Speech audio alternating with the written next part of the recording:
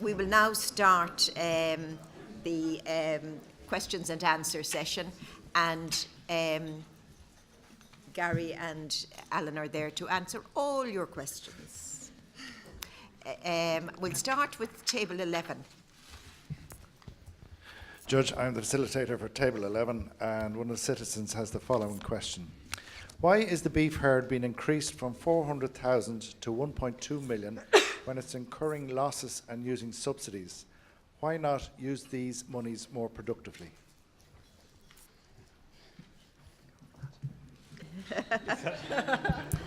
It's on, Yeah. I suppose the quick answer to that is that I'm not a beef farmer. Yeah, I mean, it is a very puzzling trend. What, of course, happened, those of you of my age and generation will recall the campaign to join the European Economic Community as it was at the time. And for agriculture, that meant a huge boost, because prior to our membership of the EU, or it wasn't called the EU then, we were selling into the British market, which was a low-priced market. We were essentially getting the world price of food. Once we joined the European Union, there was a bit of a dip because of the oil crisis in the first 2 or 3 years, but after that our prices gradually rose to align with the much higher prices within the European Union. So at the present time, for example, if you want to import beef from Brazil into the European Union, you will have to pay a 60% tariff. So those market prices are already supported prices because there's high protection against cheaper countries outside Europe. So that's why the curve moved up, because essentially we were benefiting from higher prices within the European Union. The puzzle is why it hasn't fallen more. The second reason was, of course, on many dairy farms, because of the milk quota, and you were able to produce that quota with fewer cows over time. So you had some spare capacity on dairy farms, and the obvious thing for dairy farmers was to keep a few extra suckler cows to use that extra capacity. So that was another measure which pushed the numbers up during those years. But the puzzle really is why we don't see a bigger fall. It is, I think, partly a cultural factor. That's what Andy from Scotland told us, the same thing in Scotland. This is what farmers are used to doing. And I would be fully aware that asking farmers who are traditionally livestock farmers to sort of think about planting trees, that is a big shift. You can expect a tillage farmer who's used to sort of planting a crop. A timber is simply a crop with a much longer time period. Whereas for beef farmers, that's a big cultural shift, and particularly if you're an older farmer, you're not going to see the return from that maybe in your lifetime. So I think looking at other ways of using grass is possibly a way in which we can try to encourage that shift out of beef. But why it isn't happening faster is a very puzzling thing. Yes. Gary, do you have anything to add to that? Yeah, well, the one thing I would say is that the figures you saw for our increase in greenhouse gases is in fact, even at that, is predicated on a 10% reduction in our non-dairy herd, because we're going to see an expansion in the dairy herd. So even to maintain the emissions at the level that I showed requires a reduction in the suckler herd. So it does need to happen. Yeah, very good. We'll take table 10. I have a question for Professor Lanigan from the citizens at table 10. We heard anecdotal evidence at a previous session that apparently in New Zealand they add seaweed to cattle feed and it greatly reduces emissions. Can you elaborate on that? Okay, Yeah. so it's actually new packaging for quite an old technology. Yeah. So in the old days, there was a lot of research on using what they called halogenated compounds, things like chloroform, bromoform, were fed directly, was dosed directly to animals, and that reduced methane emissions by about 60 to 70%, but probably wasn't seen as socially acceptable. When you feed the seaweed to the animals, it breaks down and produces bromoform in the rumen, and that's what reduces the emissions. Now, it's doable. The problem was with that experiment, if I remember correctly, they struggled to actually get enough seaweed to actually carry out the experiment. So actually getting the amount of seaweed to dose our national herd would take, I did a calculation, it's about 6,000 hectares of seaweed per annum you'd need. The other thing as well is that it's an Australian species, so we'd have to find an Irish analogue as well. So it sounds great, but it's not as easy as it sounds. Yeah. Have you given it any thought, Alan? No. No.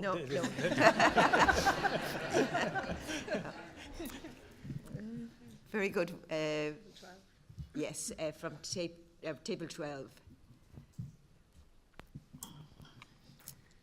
I'm just wondering if you could expand on what the major drawback is, which is stopping the farmers from taking up the forestation incentive, because they're well educated now, and there has to be some very major reason why it's not being taken up. And you were talking about energy crops. Could you just expand on the use of the energy crops, and are there not enough of them being planted, and why not? Oh, okay, that's quite a big question. Okay, so forestry, first of all, again, as Alan would have pointed out, some of it's cultural, and some of it is cultural. So, first of all, I suppose the returns on forestry, again, when you cost in forestry, sometimes the cost of the land value falls when it moves from agricultural land to forestry land, and that sometimes isn't costed in. The other thing as well is that forestry, farmers see turning to forestry, their peers see them as failed farmers, because that land, once it moves out of agriculture into forestry, is permanently out of agriculture, because there's mandatory replanting that has to occur on that land. So once it's forestry, it forever and a day has to stay inside forestry. So that's they're probably the main barriers to getting private planting on agricultural land. In terms of energy crops, and I personally used to do a lot of work on bioenergy. In terms of things like miscanthus and willow, the problem was that there was probably grant incentivization for growing the crops without a market for the actual product. So there was no market, there was no refit tariff, which was the subsidy to pay for the actual use of it in terms of as energy. And also we mainly, there was an incentivization for miscanthus, and miscanthus on Board Namona found wasn't suitable, or they didn't think was suitable for coal-firing in their peat-burning power stations. They wanted either woody biomass, something like willow, or wood chips. Okay, so miscanthus, which had been incentivized, suddenly guys had planted it. There was maybe, I think, about 2,000-3,000 hectares of it planted, and there was no market for it. So really, the miscanthus and willow production in terms of bioenergy is stalled. A lot of wood products are going into bioenergy now, so wood thinnings, etc. But really, I suppose the next thing that will come up is the heat incentive scheme. So that will hopefully give a kickstart both to bioenergy and maybe to anaerobic digestion as well. If you went into forestation, how long would you have to wait for a return on your investment? Well, 20 years? 20 to 30 years for a fast-growing species. Yeah, like 20 to 30 Sitka spruce or something like that. Sitka spruce. Yeah, but yeah. again, it's mainly broadleaves that we're incentivising the planting of. Alan, do you want to add anything to that? Just maybe, Gary, I think gave you a very good answer on the barriers to afforestation. Just on the energy crops, on the continent, a lot of energy crops would be things like cereals or oilseeds or even sugar beet, which are actually used for the production of biofuel. And there is an EU obligation requiring a certain proportion of mixing of biofuels with fossil fuel in our petrol supply and diesel supply. I mean, there's controversy about whether this is a good thing or not, because some people argue that it's taking land out of food production and it's driving up food prices, and it's encouraging the conversion of forest land in other countries to produce food, if we're using our land here in Europe for the production of biofuel. But that actually isn't a big issue in Ireland. The two main crops, I think, have been either Viscanthus, which is also called elephant grass. It's kind of a tall, I had a picture of it in one of my slides, or this willow.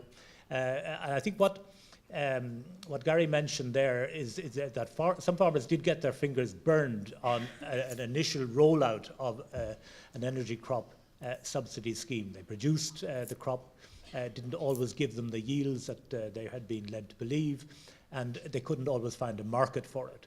But there's a sort of a chicken and egg problem here. You will not find, hospitals, big institutions putting in wood-fired boilers unless they will be sure and that they will get a guaranteed supply. But the farmers will not start growing these crops unless they're sort of guaranteed a market. So it's a question of trying to make sure that both sides of the market, the demand side and the supply side, move together. And I would be hopeful maybe that this newly announced renewable heat incentive scheme in the budget recently, may help to bring us back on a forward path. Thank you very much. Table 3? Table 1 here. Oh, table 1, sorry. Hi, sorry, I'm a citizen on table 1, and I just have a quick note there that I didn't hear it said that farmers are not price setters, they are price takers, and that factoring in a carbon tax, even on processor level, will trickle down to the farmer. So I was just wondering what sort of protection would be there for the small to medium-sized farmer. Gary Lanigan put up on his slides the top, medium and lower efficiencies. I was just wondering, are the top ones the small to medium farmers on an extensive basis, or are they the intensive fellow with 200 to 300 cows down in West Cork? And the other thing I was going to say is the current mantra in Teagasc is that expansion is God, and just how does that compete with sustainability of a small to medium farmer side of the road, which I just married 2 months ago, and I'd like to know if he can make a wage.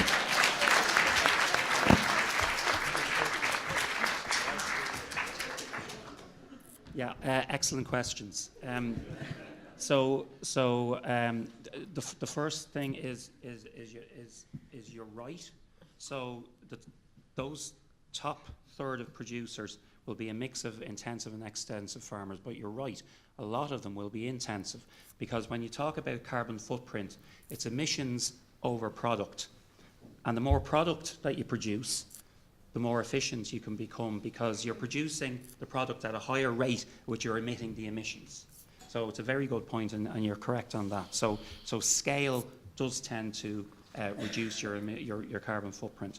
In terms of second part of your question, in terms of expansion, I think there was talk about expansion, but I think there was a renewal in terms of what Teagasc were saying, and that was to first of all become more efficient before any thought of expansion. There's no point expanding without first becoming as efficient as possible. So in order to up production, become more efficient first, and then, if you can, expand. But not expansion per se for the sake of it. No way. Yeah. Alan, do you have a view on that?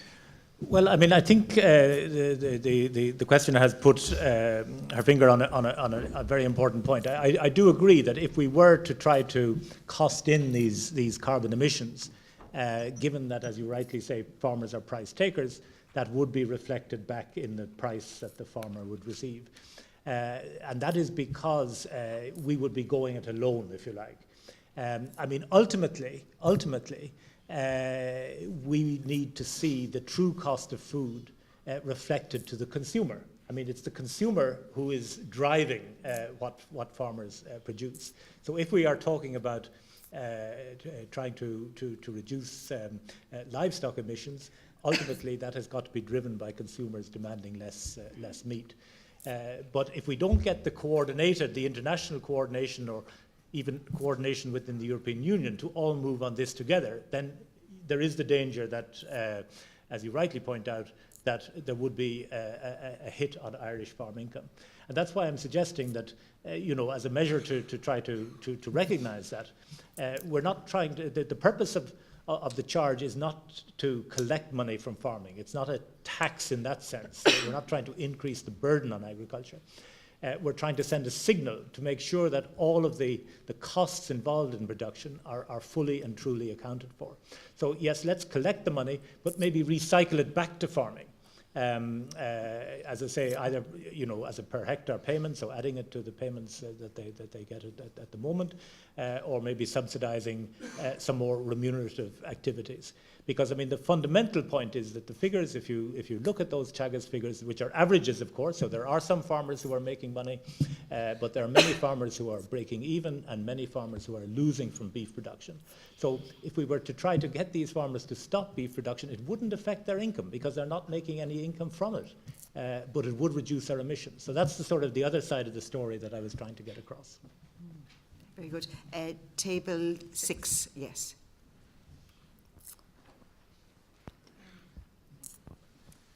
I'm the facilitator for Table 6, and the citizens at this table have 3 questions.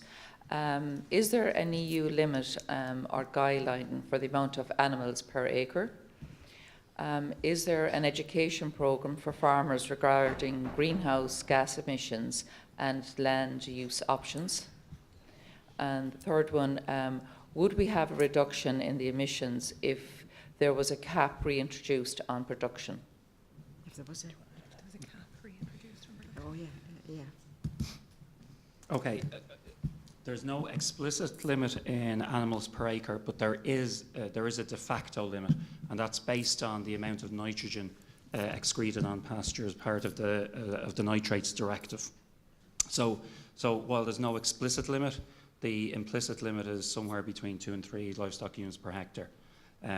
So yes, there's a limit. In terms of education programs, at a degree level in the agriculture faculty in UCD, there would be education programs. Teagasc run colleges for the Green Search for Farmers, so for individual farmers, they tend to go to Teagasc colleges, and certainly there are sections on sustainability, general sustainability, but that's in terms of not only greenhouse gases but also water quality, biodiversity, etc. And would there be reductions if there was a cap on production introduced? Yes, of course, because if you cap production, then you cap the amount of animals needed. But again, as Alan said, then there are issues around carbon leakage, so you have to balance both up. I mean, what you could do, and again, Alan talked about the rebound effect in terms of if you increase your carbon efficiency. But I mean, what you could do, and what we have done in terms of looking at these efficiency issues as part of our costing of them, what we do is we reach our food-wise targets. But once we reach that target, then we cap, then we stop, and we reach it at that, and then you do see a real decrease, because then there is a cap, but the cap is your production target, and then the increased efficiencies do actually result in a real absolute reduction.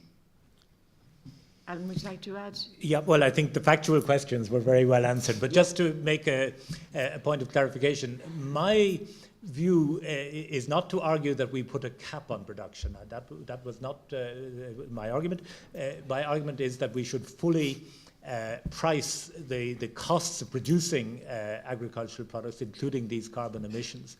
It may well be that agriculture, even with those additional costs, shows that it is the most efficient way, that we get the highest value added per unit of emissions. So in that case, we should expand agriculture and cut back in some other activity. It's the absence of that price signal which concerns me, not that we need to have a cap as such.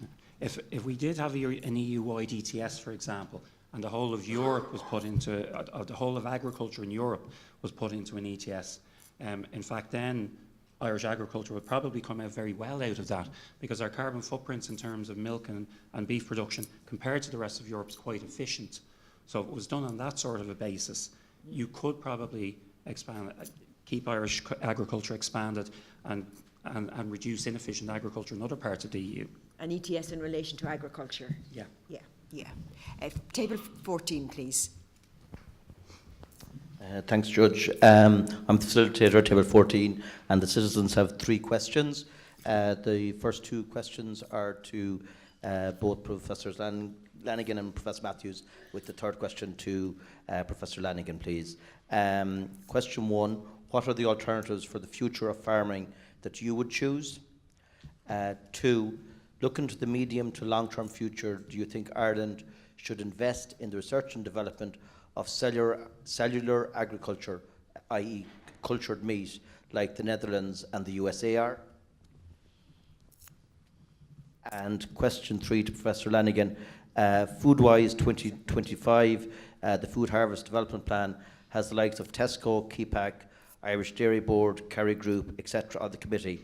In the report, there is a SWOT analysis, and it lists as a threat challenging greenhouse gases and air emission targets. Do you think that having a plan mostly written by the agribusiness sector that seeks to intensify agriculture and sees emission targets as a threat to profits as a conflict of interest? Well, we'll deal with the first two questions first, and then we'll deal.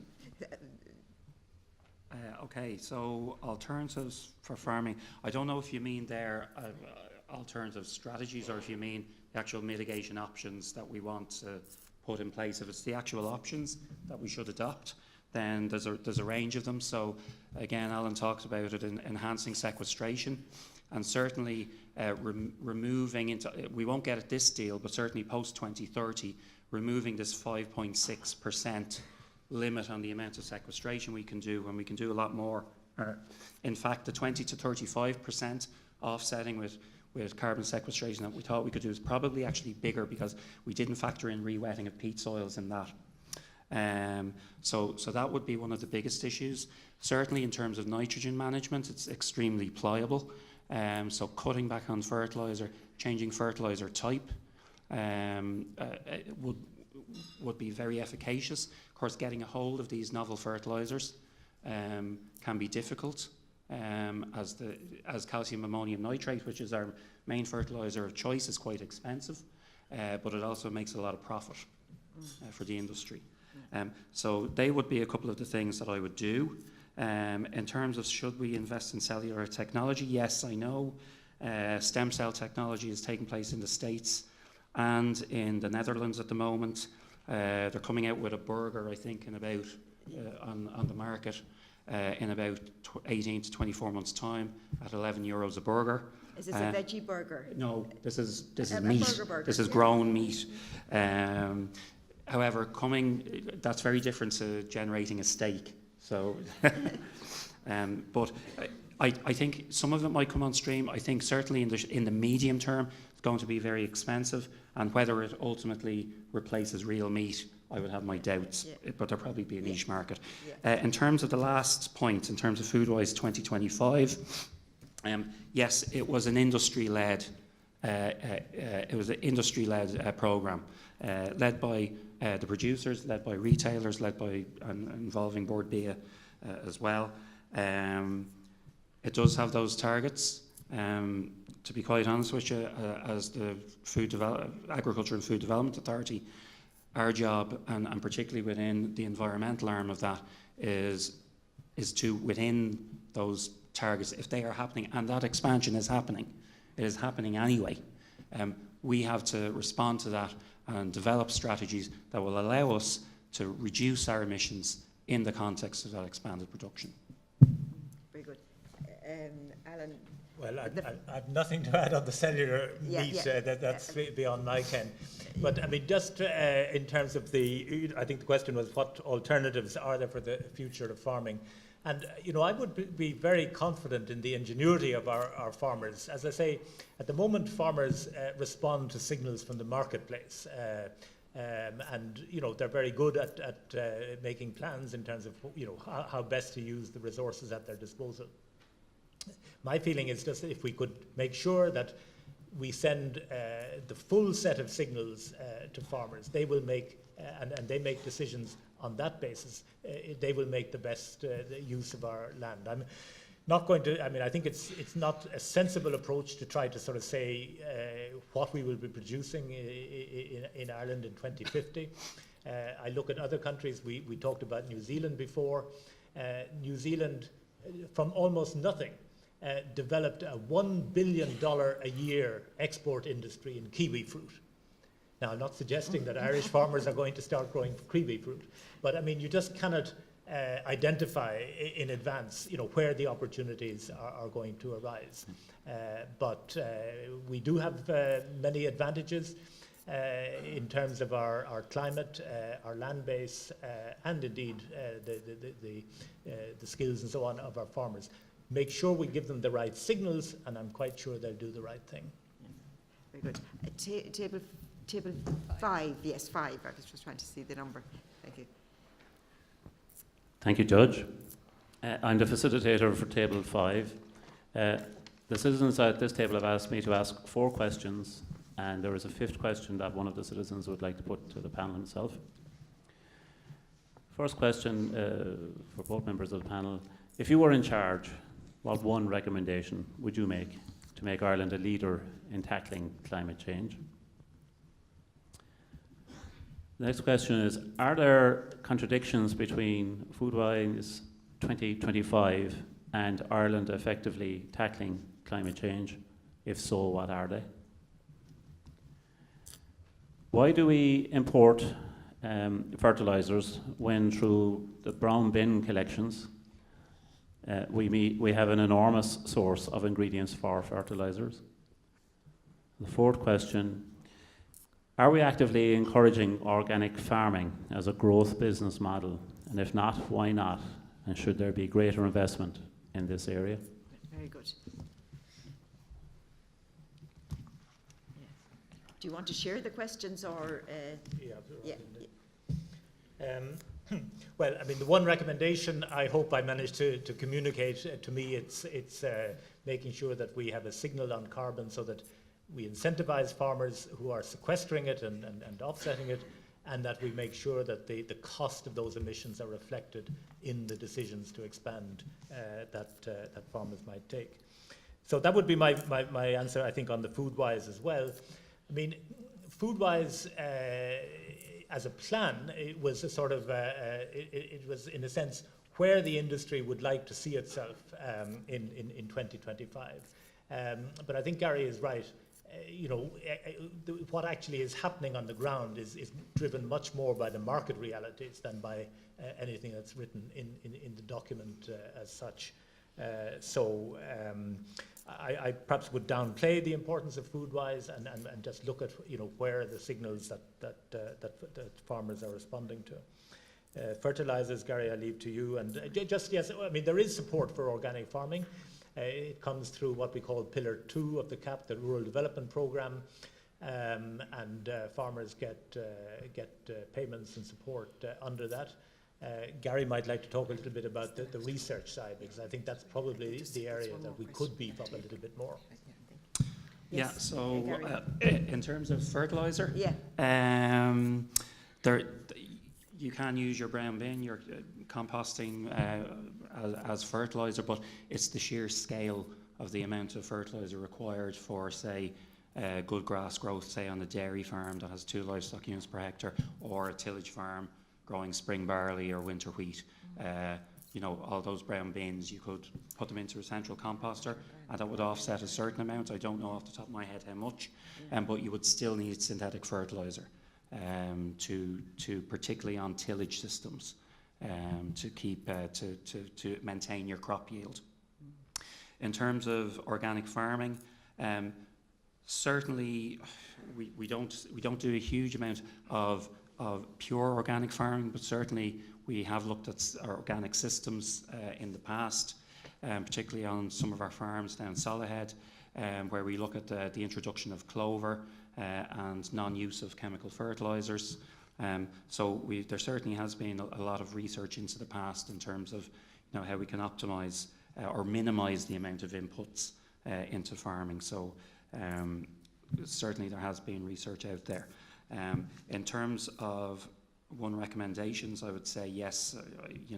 Really what we need is we need to have a good, coherent, smart land use and land management of our land, both in terms of agriculture, in terms of forestry and other land uses. And you know, again, I already talked about food-wise and greenhouse gases.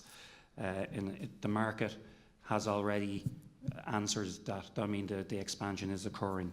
So while, yes, there are probably contradictions in there, what we have to do is we have to, as far as possible, you know, introduce mitigation and introduce policy, a policy framework that we can work around in order to be able to incentivise reduction in emissions. Gary, can I just ask, who would be responsible for introducing and implementing that policy, do you think? Well, the governments, the government, really, the governments yeah. need to get a you know, we do need some. I mean, the same way we have policy in terms of our nitrates directive and our water framework directive. Again, we probably need some policy in terms of greenhouse and it would gases. probably be through regulation, would it? Yeah. Yes. Thank you very much. There's one more question from that table, which I'll hear. And after that, I think we'll call it a day on this, because we will hear something about organic farming in the next session. Yes, Jordan. So there was a question about the emissions trading system, and you've both mentioned it in your papers and then in one of the questions you were answering recently as well. So Gary Lanigan's paper referred to how we'd have 4% of our target could be reached in a flexibility of purchasing carbon credits. Would it not make more sense to not purchase these carbon credits and invest the monies into sustainable energy production that would have a tangible effect on our emissions? And I'm not being flippant here, but carbon credits and the ETS, they don't actually stop or reduce any real emissions. It seems that they're more of an exercise in creative accounting.